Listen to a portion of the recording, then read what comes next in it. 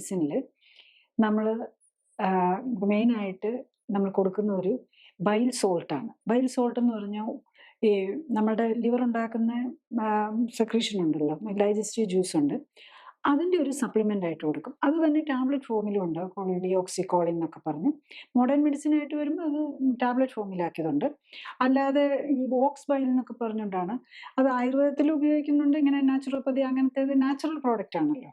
അപ്പൊ അങ്ങനെ aux bile എന്ന് പറഞ്ഞാൽ നമ്മുടെ പശു കാള അങ്ങനത്തെ ഇതിന്റെ ഇതിനകത്തുനിന്ന് എക്സ്ട്രാക്ട് ചെയ്തെടുക്കുന്നത്. അതുപോലെ അത് ആർട്ടിഫിഷ്യലി ഉണ്ടാക്കുന്നതും ഉണ്ട്, ടാബ്ലറ്റ് ഫോമിൽ കിട്ടുന്നത്. ഇതാണ് നമുക്ക് സാധാരണ കൊടുക്കാവുന്ന ഏക മരുന്നായിട്ടുള്ളത്. അതെന്താ ചെയ്യുന്നതെന്ന് ചോദിച്ചു കഴിഞ്ഞാൽ, നമ്മൾ ബൈൽ സോൾട്ട് നമ്മുടെ ലിവറാണ് ഉണ്ടാക്കുന്നത്. അപ്പൊ ഇത് ആർട്ടിഫിഷ്യലി അങ്ങ് കൊടുത്തു കഴിഞ്ഞു കഴിഞ്ഞാൽ ആ ലിവറിന് അത്രയും വർക്ക് ലോഡ് കുറഞ്ഞു കിട്ടുമല്ലോ. അതാണ് സിമ്പിൾ ലോജിക്ക് അതിനകത്ത്. ഇപ്പൊ നമ്മൾ തൈറോയ്ഡ് ഹോർമോൺ ഇല്ലാതെ വരുമ്പോൾ തൈറോക്സിൻ സപ്ലിമെന്റ് ചെയ്യുന്ന പോലെ ലിവറിന്റെ പ്രൊഡക്ഷൻ കപ്പാസിറ്റി ഒക്കെ കുറവാണ്.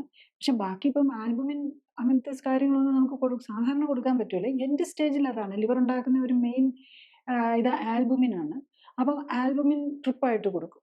ട്രിപ്പായിട്ട് കൊടുക്കുക എന്നുള്ളതാണ്. വെരി എക്സ്പെൻസീവ് ആണ്. ഒരു ഇഞ്ചക്ഷൻ തന്നെ ഒരു ട്രിപ്പ് ഒരു 50 ml. സോ സ്മോൾ ക്വാണ്ടിറ്റിക്ക് തന്നെ ഒരു 5000 റുപ്പീസ് ഒക്കെ അത് ഓരോ കാലത്തൊക്കെ ഇത്ര ചേഞ്ച് വരുന്നുണ്ടാവും. എന്നാലും അത്ര കോസ്റ്റ്ലി ആണ്. അത് എടുത്തു കഴിഞ്ഞ് കഴിഞ്ഞാൽ പലപ്പോഴും ഈ എൻഡ് സ്റ്റേജ് ലിവർ ഡിസീസ് ഒക്കെ പേഷ്യൻസിന് കുറച്ചൊരു ആശ്വാസം കിട്ടാറുണ്ട് കുറച്ച് ദിവസത്തേക്ക്. അതിൻ്റെ ഇഫക്റ്റ് തീർന്നു കഴിയുമ്പോഴേക്കും വീണ്ടും ട്രിപ്പ് ഇടേണ്ടി വരും. പിന്നെ ഫ്രഷ് ഫ്രോസൺ പ്ലാസ്മ എന്നൊക്കെ പറഞ്ഞു കൊടുക്കുക. അത് നമ്മുടെ ബ്ലഡിൽ നിന്ന് ആ പ്ലാസ്മ മാത്രമായിട്ട്, അതിനകത്ത് ക്ലോട്ടിംഗ് ഫാക്ടേഴ്സ് ഒക്കെ ഉണ്ടാകും. എൻഡ് സ്റ്റേജ് ലിവർ ഡിസീസിനാണ് ഇതൊക്കെ ഉപയോഗിക്കുന്നത്. ഈ ഫാറ്റി ലിവർ സ്റ്റേജിൽ ആകെ ഈ ബൈൽ സപ്ലിമെന്റ്സ് ആണ് നമുക്ക് ഉപയോഗിക്കാനുള്ളത്. എൻഡ് സ്റ്റേജിൽ ഈ പറഞ്ഞ പോലെ ആൽബുമിൻ ഉപയോഗിക്കാം, അല്ലെങ്കിൽ പ്ലാസ്മ ഉപയോഗിക്കാം, ബ്ലീഡിംഗ് ഉള്ളവർക്കാണെങ്കിൽ ആ രീതിയിൽ ഉപയോഗിക്കാം. അതുകൂടാതെ ഇപ്പോൾ ഒരു പുതിയ മെഡിസിൻ, ആക്ച്വലി ഇന്ത്യയിൽ അത് അപ്രൂവ്ഡ് ആയിട്ടില്ല എന്നാണ് എനിക്ക് തോന്നുന്നത്. ഒരു ഫാസ്റ്റ് ട്രാക്ക് ആയിട്ട് FDA അപ്രൂവ് ചെയ്ത് അമേരിക്കയിൽ കൊടുക്കുന്ന ഒരു പുതിയ മെഡിസിൻ ഉണ്ട്. അതിന് എൻഡ് സ്റ്റേജിനോ സിവിയർ ഫാറ്റ് ഡിസീസ് ലിവർ ഡിസീസിനൊന്നും അത് കൊടുക്കാൻ പറയുന്നില്ല. Only in the early stage. Early stage liver disease, fatty liver 1 or 2 കൊടുക്കാം. പക്ഷെ അതിന് ഈ മരുന്നിന്റെ ആവശ്യമില്ല. പക്ഷെ ഈ മരുന്നിന്റെ ഏറ്റവും വലിയ സൈഡ് ഇഫക്റ്റ് ലിവർ ടോക്സിസിറ്റി ആണ്.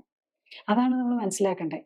ആ മരുന്ന് എങ്ങനെ ആക്ട് ചെയ്യുന്നു എന്നുള്ളതും വളരെ പ്രത്യേകതയുണ്ട്. ശരിക്കും അതൊരു തൈറോയിഡ് റിസപ്റ്റർ അഗനിസ്റ്റ് ആണ്.